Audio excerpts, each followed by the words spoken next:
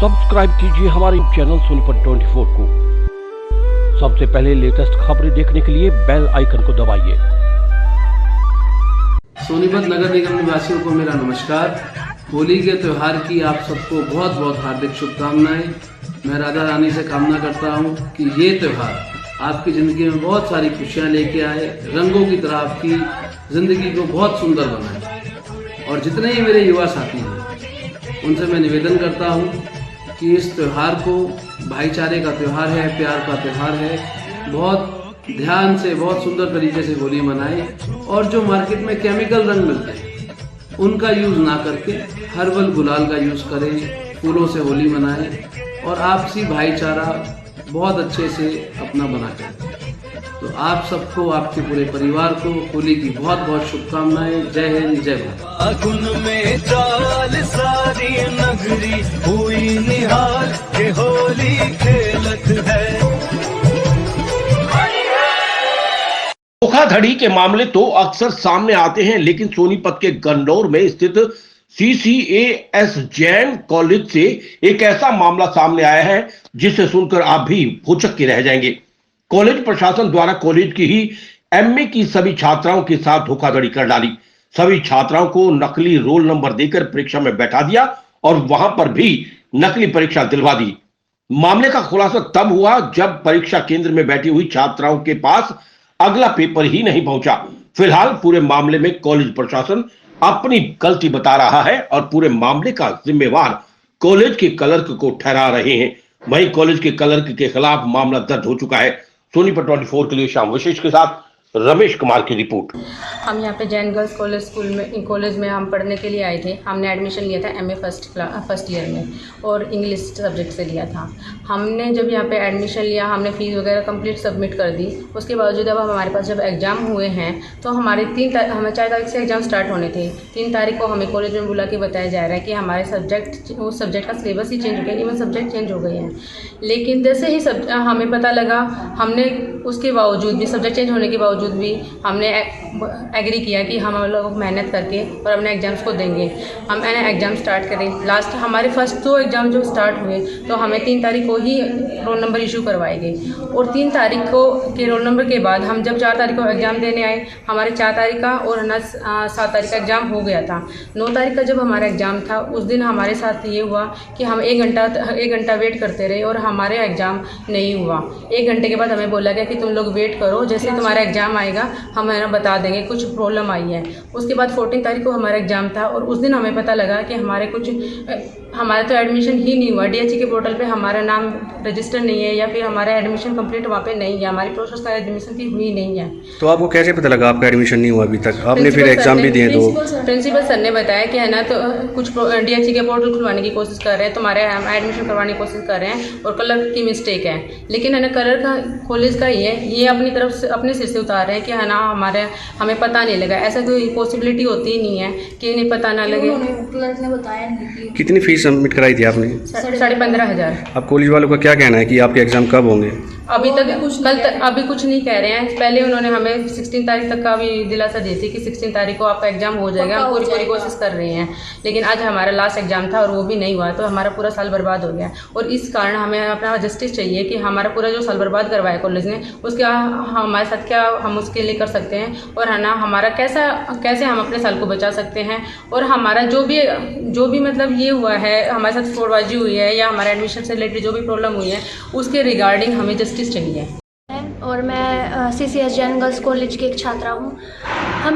हमारा 4 तारीख का पेपर था, 4 मार्च को, और 3 तारीख को हमें पता चला है कि जो हमारा सिलेबस है चेंज हो गया है। मैम ने बताया, हमारे पास सभी के पास फ़ोन किया 1 दिन पहले कि भाई तुम्हारा सिलेबस चेंज हो गया। ऐसे कैसे चेंज हो गया सिलेबस? हम कॉलेज में आए, मैम ने बताया कि भाई सिलेबस चेंज हो गया अचानक। ठीक है मैम, हम कवर कर लेंगे, सिलेबस चेंज ही तो है हमारा, कर सकते हैं हम, कोई प्रॉब्लम नहीं हमें। फिर हमारा 4 तारीख का पेपर था, हमें रोल नंबर्स मिले, क्वेश्चन पेपर्स आए हमारे जैसे। फिर हमने क्वेश्चन पेपर्स पढ़े, हाँ भाई ठीक है हम कर सकते हैं, ईजी है, कर लेंगे, कोई प्रॉब्लम नहीं है। 4 तारीख का पेपर होने के बाद उसके बाद हमारा था 7 तारीख का पेपर। 7 तारीख का भी हो गया हमारा पेपर।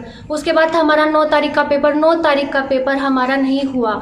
हमने जैसे 9:30 बजे से पेपर स्टार्ट होता है, 9:30 बजे हम एग्ज़ाम में बैठने के बाद हमने 1 घंटे तक वेट किया, कोई क्वेश्चन पेपर नहीं आया हमारा।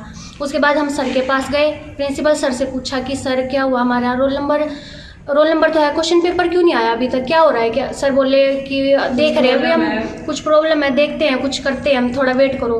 फिर थोड़ा हमने वेट करने के बाद सर बोला भी जाओ क्लास में आराम से पढ़ो, बैठ के जैसा भी होगा तुम्हें बता देंगे।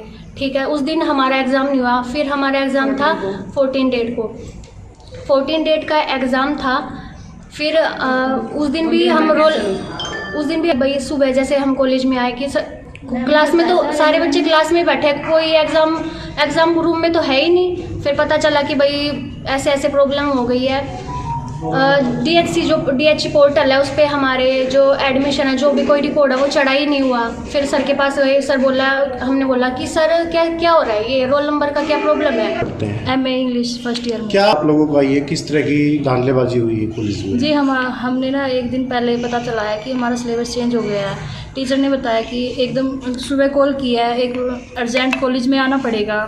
हम आए, बोले मैम क्या हुआ कि तुम्हारा सिलेबस चेंज हो गया है। मगर मैम पेपर से एक दिन पहले फिर हमने बोला कि हम कर लेंगे मैम, मेहनत करके आप करवा देना। फिर 1-2 पेपर हुए हमारे, तीसरे दिन पेपर के बाद पता चला कि हमारा तो पेपर हमारा हुआ ही नहीं है। वो बोले कि तुम्हारा पेपर नहीं होगा। मगर मैम क्यों, कि तुम्हारा रजिस्ट्रेशन ही नहीं हुआ है वहाँ पे MD यूनिवर्सिटी में। मगर मैम ऐसे कैसे हुआ? बोले कि जो एक क्लर्क है इसने फीस नहीं सबमिट करवाई वहाँ पे DHC के पोर्टल पे। फिर वो हमें भी रोल नंबर भी थे, वो भी जो फर्जी दिए गए हैं वो भी हमसे वापस ले लिए गए हैं। उन्होंने भी नहीं पता था। जो RR भरने का काम है, यूनिवर्सिटी के पोर्टल के ऊपर डालने का काम है, वो संदीप क्लर्क का है। जब मैंने उससे बात की कि इनके फॉर्म पोर्टल के ऊपर डाल दिए, तो उसने कहा कि मैंने पोर्टल के ऊपर इनके नाम डाल दिए हैं। इनकी RR भर दी, तो उसने कहा जी RR मैंने भर दी है। इनकी फीस, यूनिवर्सिटी की एग्जामिनेशन फीस जमा करा दी, तो उसने कहा हाँ मैंने इनकी यूनिवर्सिटी की एग्जामिनेशन फीस जमा करा दी है। उसका कोई भी प्रूफ मेरे पास इसलिए नहीं होता क्योंकि वो ऑनलाइन कराता है प्रधान जी के मोबाइल नंबर से, कि कब उसने फीस जमा कराई या नहीं कराई है, इसका कोई भी प्रूफ मेरे पास नहीं होता, कोई चेक चुकी नहीं जाता होता। 2 तारीख को बाकी क्लासेज के MCOM के भी और MA पॉलिटिकल साइंस के भी रोल नंबर निकले। इनका MA इंग्लिश का रोल नंबर नहीं निकला था, तो मैंने उससे कहा भी MA इंग्लिश के रोल नंबर नहीं निकले। तो उस रोज 2 तारीख शाम को उसने मेरे मोबाइल नंबर के ऊपर WhatsApp के ऊपर इन MA इंग्लिश के बच्चों के रोल नंबर डाल दिए। अगले दिन उसने प्रिंट निकाल के मुझे दे दिया। तो वो प्रिंट को बच्चों को हमने रोल नंबर इशू कर दिए। इनका पेपर 4 तारीख को पहला पेपर था। इनका पेपर नोडल सेंटर से नहीं आया था। मैंने कंट्रोलर COE को मेल किया, फोन भी किया उनको कि हमारे पास नोडल सेंटर से पेपर नहीं आया। तो उन्होंने बोला, कहते जी आप एक मेल डाल दो, जो रोल नंबर आपके पास है उसकी एक कॉपी आप यूनिवर्सिटी के अंदर डाल दीजिए। मैंने वो मेल डाल दी और उसके बाद इनके जो 7 रोल नंबर उसने निकाल के दिए थे, वो रोल नंबर भी मेल के अंदर यूनिवर्सिटी के COE को डाल दी। उसके बाद यूनिवर्सिटी से पेपर आ गया। जो 4 तारीख का पेपर था वो पेपर हो गया। उसके बाद इनका दूसरा पेपर जो था 7 तारीख को था। यूनिवर्सिटी के लोगों ने, COE ने एक मेल डाली।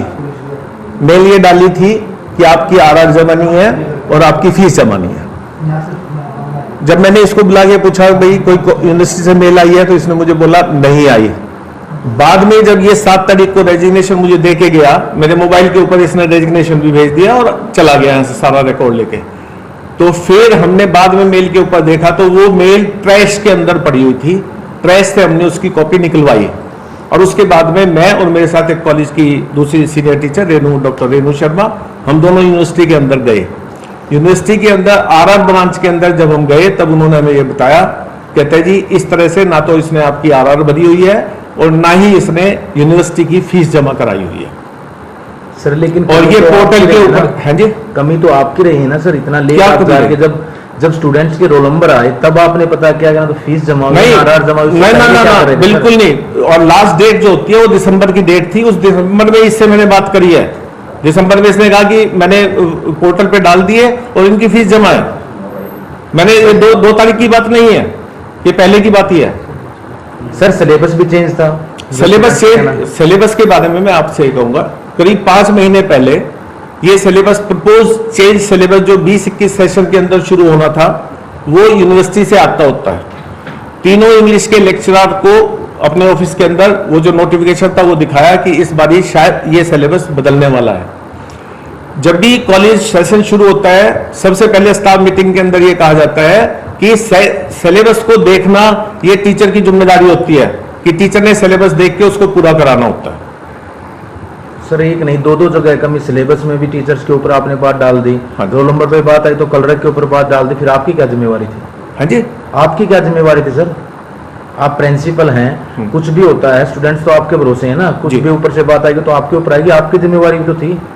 क्या किस सिलेबस चेंज हुआ उसकी नॉलेज बात में नहीं कह रहे हैं आप? मैंने बता दिया के ऊपर बात, मैंने आपको ये बताया। जब रोल नंबर पे बात आई स्टूडेंट्स के पास रोल नंबर नहीं पहुंचे तो नकली पहुंचे, उस पे आप कह रहे हो कल रख की जिम्मेवारी थी, लेकिन सर आप क्या कर रहे थे? वही तो निकालता है सारे रोल नंबर, पूरी कॉलेज के आज से नहीं निकाल रहा, हर साल वही निकालता है, क्लर्क ही निकाल के देगा। रोल नंबर दे रहे हैं एग्जाम से एक दिन पहले आप रोल नंबर दे रहे हैं, उससे पहले रोल नंबर नहीं आते? दो दिन पहले ही आते हैं। सर आप लिस्ट भी तो भेजते होंगे ऊपर कि इतने स्टूडेंट्स हमारे की बार इस क्लास में हैं और इतने हमारे रोल नंबर इतने हमारे एग्जाम में बैठेंगे। वही आरआर होती है ना, देखिए वही जो बच्चों की आरआर है ये रजिस्ट्रेशन रिटर्न के सर फिर वो पहले गई होगी ना? अब वो तो पहले ही चली जाती है ना, मैंने बताया ना आपको नवंबर में। भी पता नहीं चला आपको? मुझे कैसे पता चलेगा आप बताइए ना। वो उसने भरी, ये कह दिया कि इनकी मैंने आरआर भर दी है, मैंने यूनिवर्सिटी पोर्टल के ऊपर ये गवर्नमेंट पोर्टल के ऊपर इनके नाम डाल दिए, मैंने इनकी फीस जमा करा दी। कैसे चेक करूं मैं सर? वो अभी तक जो कर रहा था उसके ऊपर तो यहाँ पे पिछले 10 साल से वो काम कर रहा है। अच्छा। जो फीस की बात है मेरे पास मैसेज नहीं आता कि ये फीस इतनी फीस यूनिवर्सिटी के अंदर जमा हुई है नहीं हुई, वो प्रधान जी के मोबाइल फोन से करता है। मैसेज जो आता है वो प्रधान जी के पास आता है। सर जो उसने जमा कराई कहीं ना कहीं कमी तो है सर। दूसरा एग्जाम भी आपके स्कूल में ही होता है सर, जो एग्जाम हुआ दूसरा फर्जी वो भी आपके कॉलेज में आप ये कहां से हुआ? सर आप खुद कह रहे हो कि जो दूसरा एग्जाम था फर्स्ट एग्जाम यूनिवर्सिटी का नहीं आया, उसने निकाल के वो दिया ऑनलाइन, पहले भी उसने दिया, फर्स्ट भी उसने दिया। एग्जाम ही फर्जी था ना पहले तो। पहले फर्स्ट तो आप ये कह रहे हो सर यूनिवर्सिटी से आया है, लेकिन सेकंड एग्जाम यूनिवर्सिटी से नहीं आया। हाँ वो फर्स्ट भी जैसे उसने निकाल के दिया हमने समझा यूनिवर्सिटी से आया और उसने ऐसा ही दिया उसको हमने। सर अभी आप कह रहे थे कि पहला यूनिवर्सिटी से पेपर आया था पहले वाला, सेकंड कलर में निकाला था ना, पेपर लीक वाली बात नहीं हो सकती? नहीं लीक नहीं होता, ऑनलाइन चूंकि साइमल्टेनियसली ऑनलाइन एग्जामिनेशन भी चल रहा है, ऑनलाइन पेपर भी चलते हैं। हमारे यहाँ भी बहुत सारे बच्चे ऑनलाइन एग्जाम दे रहे हैं। इनके अभी इंग्लिश के अंदर भी एक लड़की ऑनलाइन में थी, ऑनलाइन पेपर उसके ऊपर आता है मेल के ऊपर। यानी कि सर आपकी कोई कमी नहीं थी, आपका पूरा ये कहना है? हाँ जी, आपकी कोई कमी नहीं? कमी तो ओवरऑल तो देखिए आप उसकी बात करेंगे, लेकिन जो भी रिस्पॉन्सिबिलिटी जो है वो तो है, उसको कौन डिनाई करेगा? नहीं मैं तो कह रहा हूँ देखिए ओवरऑल गलती है, इसमें कोई दो राय नहीं है। गलती हमारी सबकी है, मेरी भी गलती है इसमें।